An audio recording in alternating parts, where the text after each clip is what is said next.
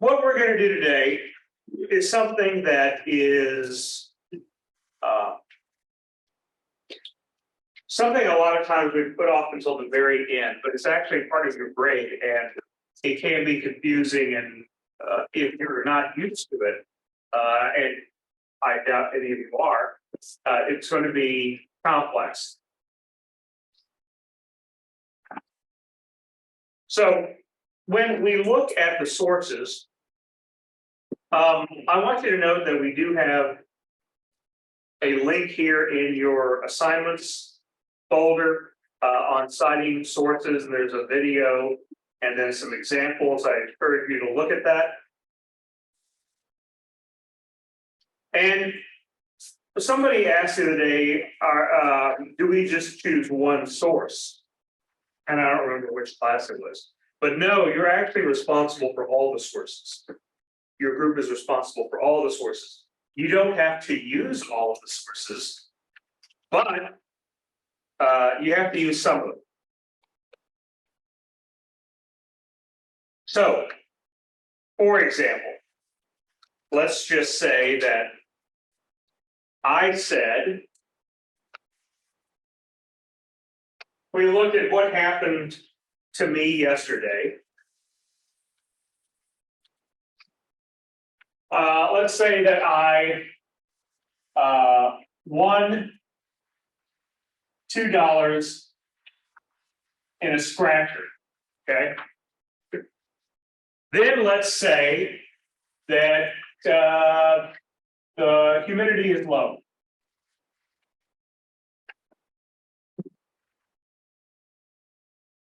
The people took out the wind machines that were in my house and dry the floor out.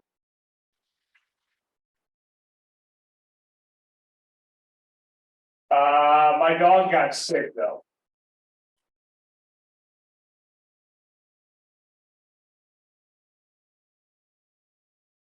But there was not a cloud in the sky.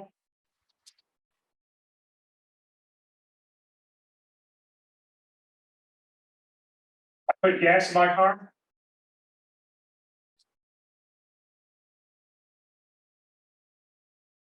And the temperature outside in the morning was 78. Okay. So those are some of the things we'll say happened to me yesterday.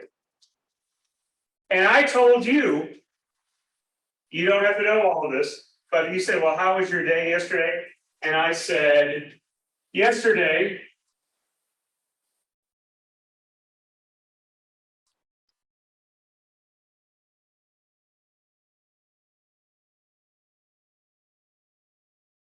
it was beautiful yesterday. Now, are all those things, what contributed to that beauty? That I might say it was a beautiful day. Would it be that my dog was sick? Probably not, right? Would it be that I put gas in my car? So I didn't run out. Maybe, I don't know, but I don't have to include that. So what might I want to do if I say it was, what might I be using to say it was a beautiful day yesterday? Pardon me? Not a cloud in the sky. Right? And what else? The humidity was low. And what else? Floor dry. Maybe I could use that, right? I could use that. What if I said the temperature was only 78 in the morning instead of 95, like it has been? So I could use some of these. I don't have, some of them wouldn't apply, but some of them I could use maybe, right? That I won $2, that my floor was dry, that was good. Maybe I put gas in the car, maybe that made it a good day. But we know that this one, the humidity was low and there was not a cloud in the sky, all contribute to that thesis statement that I had a beautiful day yesterday. right? So I've created a thesis statement and I can support it with facts. I don't have to use all of them. Technically, I could use more than I selected though, right?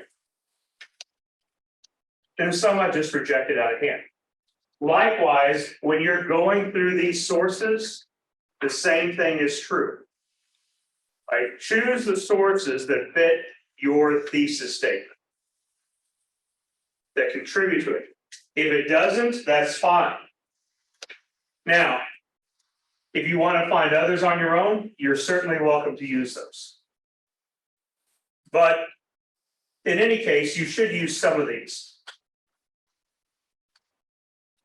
I, folks, can use all of these sources to answer the question.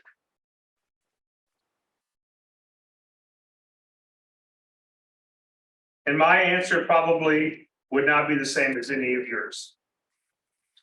But I have a lot more experience, not only with these sources, but with the context of the situation, of the question about reconstruction. So for me, it would be different than it would be for you. Now I want to see how you guys in your group put this story together. Because it's just like anything else, right? You select the facts. That doesn't mean that I'm only going to choose the facts that agree with me. I'm going to ignore the ones that don't. And a good thing would be say, here's some that agree with me, here's some that don't, but I think more agree with me than don't. More prove my point, more prove my example than don't. But in any case, as we learned from Unit 1, the one thing that will absolutely tank any work that you do in this class is a violation of the academic honor code, the honor policy. And what specifically are those violations? Plagiarism. Plagiarism. Plagiarism is not crediting the sources that you use, not putting quotes in quotation marks, or paraphrasing by just changing words. So you have to be aware of these. And one of the easiest ways of doing that is simply cite your sources. In a regular research paper, you would do that more frequently. In a presentation, you don't, it's a little different, but know in this presentation that you're going to be making, that you're going to be constructing. If you look at the template for it,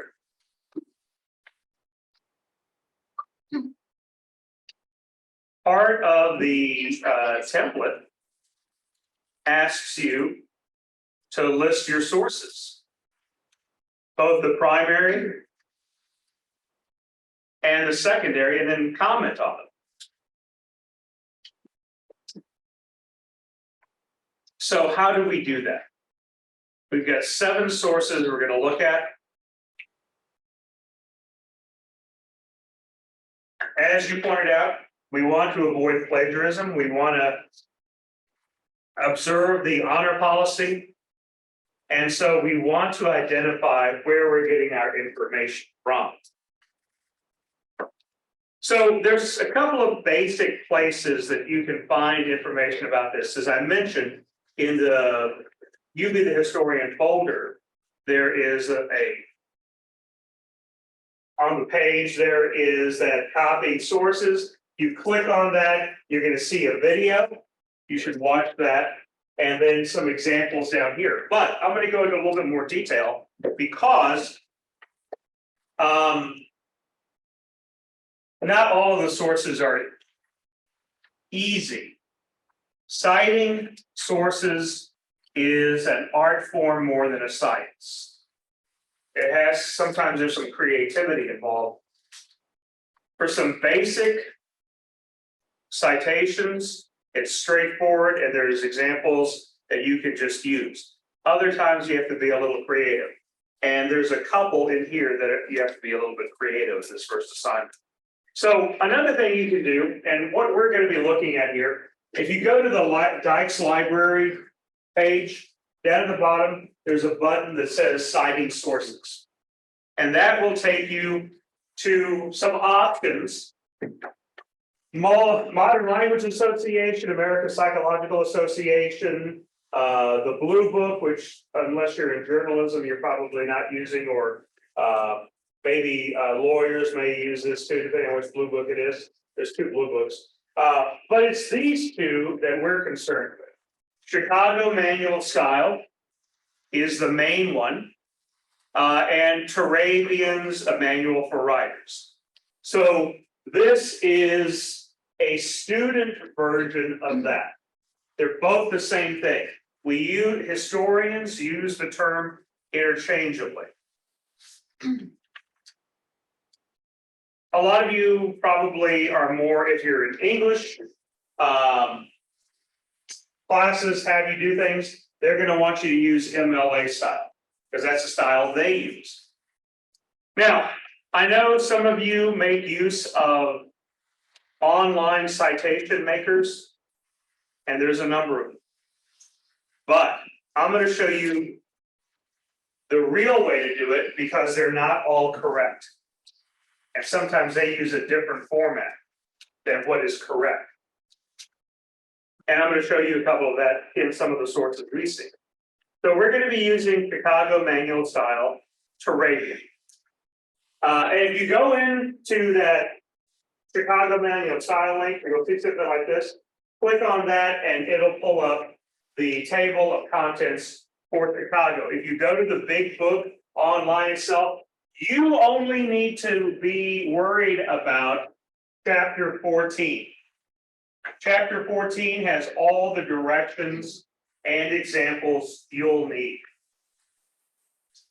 And when I go through the examples, you'll see they all refer back to chapter 14.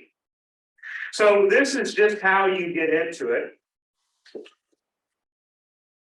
Now we're going to get into the fun part. And that's we're going to be doing some examples.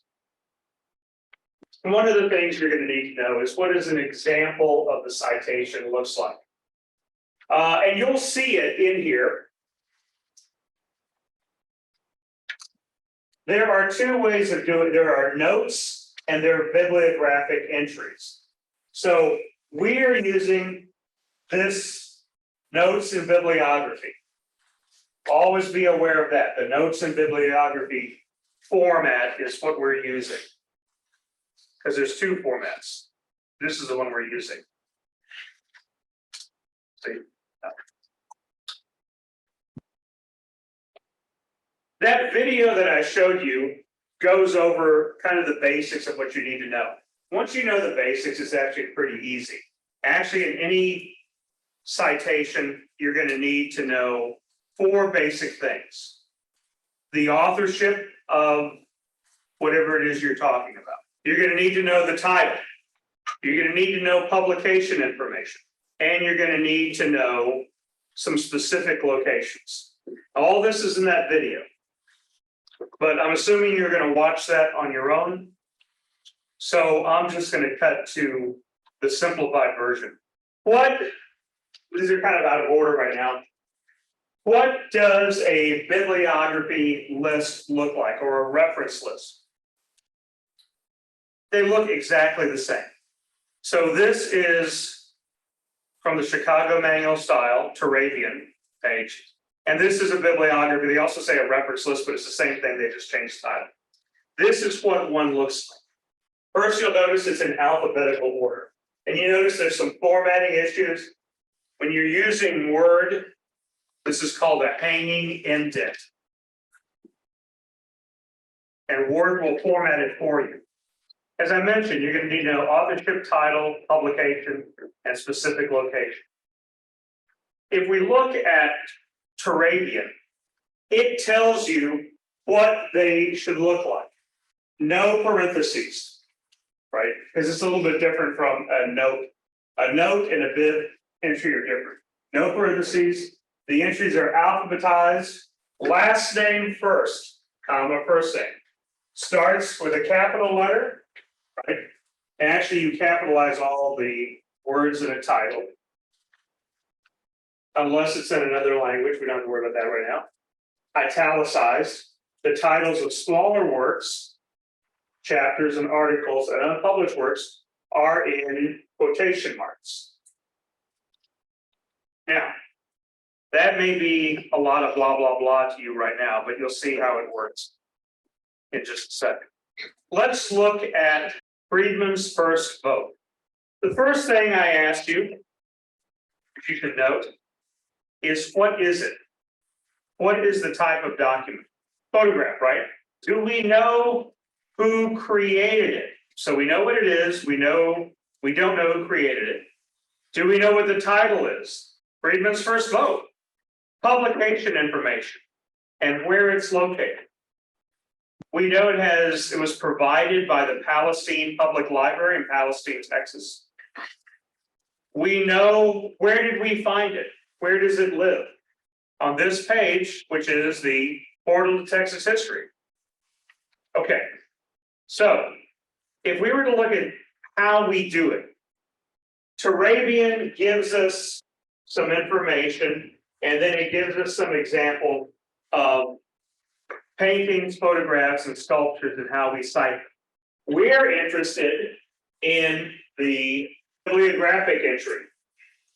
So we have the basic information.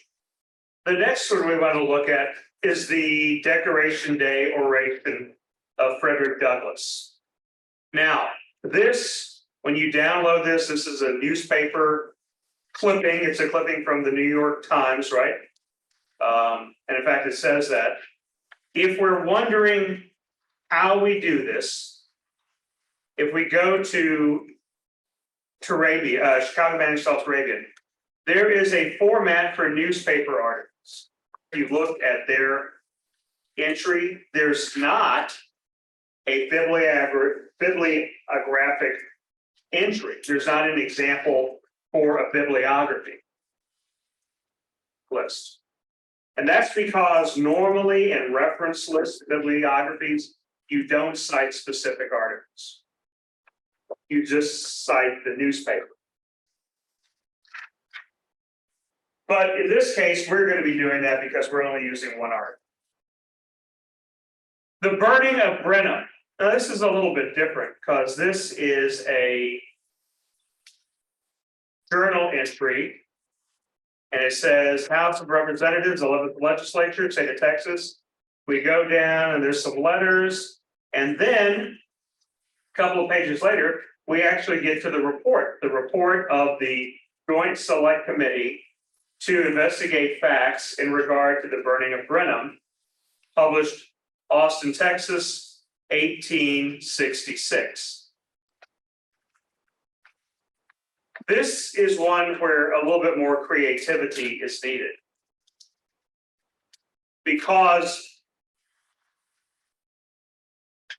if we look at congressional reports and documents, they're really looking at national. And the national standards are a little bit different. But we can get some idea. If in some cases that you run across a document that there is no clear answer on how to do it, this requires a little bit of creativity. In this case, there are some standards that we can use, and we'll follow those. So they do have, for example, do we know who the author was? Yes, the Committee to Investigate the Burning of Brenham. Right? You do know that. Do we know what the title was? Yeah, report looking into the things regarding the burning of Brenham. And then we don't know if there's a report number or anything, but we do know that it was published, the House Journal, for the 11th Legislature in 1866.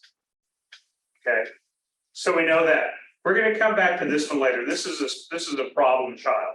Jefferson Davis's portrait in the Capitol. What is this? It's a newspaper article. What's the title of the article? Jeff Davis's picture. Jeff Davis's picture. Do we know where it was published? We looked at let's use the last newspaper article as an example. The Brenham Weekly Banner. Do we know the date? March 12th, 1891. That's all we need to know. It was also from the Portal of Texas History. There is a sample citation, but like in my example over here, there's a lot of other information we don't need. So Brenham Weekly Banner down here, Brenham, Texas. This is an old style. We don't put that. We don't put those in there anymore. We don't put the date. We just need March 12th, 1891. It was in the Portal to Texas History, and we need that. And this is the link we want, because that will take us directly to it. The last three are very similar because they are all journal articles. Walter Richter's The Brenham Fire of 1866, Alwyn Barr's Black Legislators of Reconstruction Texas, and Carl Moneyhan's Public Education of Reconstruction Texas. All three of these use the same format. This is also one of those that is so frequently used, there is a standard. Now, I've got a full citation here, but it's not accurate. I've got a partial one here, and it's not accurate. It's only part.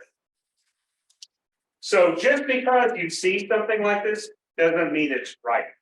And I'm teaching you this to show you how to do it so that you can figure it out on your own. Because I know again, as I said, there are some software things that will tell you what it's supposed to look like, but they're not always right.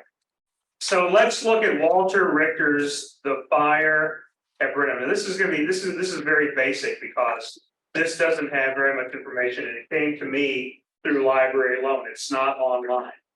But this is the basic structure of an article. And if we come over here and look at this, it was published in this journal. And here's the title.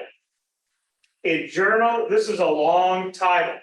You don't need all this. All you need is Louisiana Studies. This is a subtitle. You don't need that. Now we need to know facts of publication. In a journal, we need to know the volume number. And what is that? 14. We need to know the volume number, which was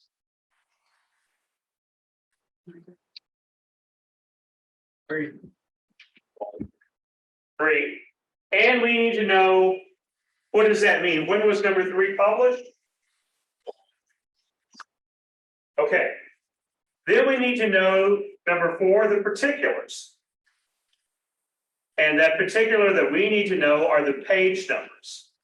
The exact same things you'll need to know for the other 2 articles. So whether you're looking at Barr's Reconstruction Texas. Now the last one is Carl Moneyhan's Reconstruction, Public Education Reconstruction Texas. This is through JSTOR. So this also has some other nice information in it. Do we need to know the author's name? And there it is, right? In the right format for a bibliographic entry. Do we know the title of the article? Yep, it's right there. Do we know the place of publication? Yep, it's right there. Do we need to know the volume number? Yep, it's right there. Do we need to know the issue number? Yep, it's right there. We don't know the exact month that came out. Do we need to know this information? The organization that publishes it? No. Do we need to know the page numbers? Yeah. So it has a lot of the information that we need already. So we can work with that. And of course, maybe you want to work on this a little bit more, kind of giving you the quick and dirty view, even though it probably doesn't seem that quick to you. What would these citations look like? So the Freedmen's First Vote. What might this look like?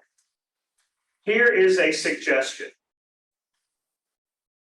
Freedmen's First Vote, it is a standalone work, it's a photograph. For pieces of art, photographs, stuff like that, it is a major, we consider it a major work, so we italicize it.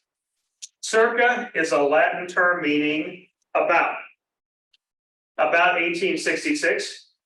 It's a photograph. It lives at the Palestine Public Library, but I found it on the portal to Texas history. There's the website, and if we want, we can put down when we accessed it. Okay. That is a sample. Is it the only way of citing it? Probably not. Their citation is a little bit different, but that's how I myself would cite it. We've got a couple of newspaper articles. The Frederick Douglass oration, how would that be cited? I say the newspapers are oftentimes the simplest. The title, the oration of the Honorable Frederick Douglass, where and when it was published. What about the burning of Brenham? That report in the Legislative Journal. Here's how I would write it. The title, the report of the Select Committee to investigate facts in regards to the burning of Brenham. The House Journal of Texas, 11th Legislature, regular session, 1866. Now, I actually got this, and if you look this up, if you type in this, you'll find that the Legislative Reference Library, the LRL, that the state has, that's where, if you're a member of the state legislature, you want to look up stuff, you would go across the street to the reference library, you would call them or send an aide over there to fetch this information, and they could direct you to the right place, but it's also available online to you and me. So they have a website where this was scanned in. That's where I found it. That's where you can go find it. That's where anybody who wants to look for it can go find it. Some people would not put this in italics. They would put it in quotation marks, but I'm going to leave it alone like that. What about the Jeff Davison portrait in the Texas Capitol newspaper article? How would we cite that? The title of the article, where it's published, when it was published. Again, the newspapers are pretty straightforward. I got it online with the portal of Texas history, and there's the link to it. Let's move into our secondary sources here. The articles, 3 articles. Walter Richter's The Brenham Fire of 1866. How would we cite that? Again, an article like a newspaper article is pretty straightforward and very similar formatting. Author, title, where it was published, and you notice I didn't have all that other information, that subtitle. The title is all you really need. The volume, the number, and actually this is wrong. This should be a period after 14. Number 3, which was fall of 1975. You don't need a comma there. And then a colon that says what specific pages? 287 to 314.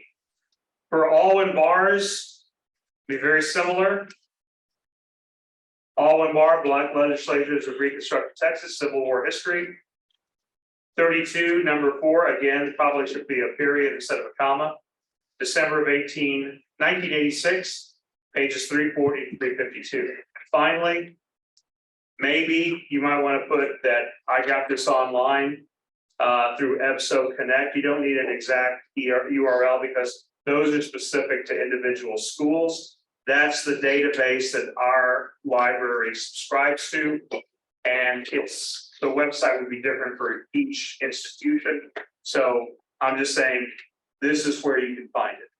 And finally, Carl Moneyhan's book on public education in Reconstructed Texas. This is how I would cite it. I mentioned I had information up there that wasn't important, some information that wasn't included that we found just by looking at all the evidence. Carl Moneyhan, Public Education and Reconstructed Politics, and Texas Reconstructed Politics, 1871 to 1874. It's in the Southwestern Historical Quarterly. You notice there was another article from the Southwestern Historical Quarterly that had the Southwestern Historical Quarterly. You can use the if you want, it's not necessary. volume 92, number 3, January 1989. And it's in pages 393 through 416.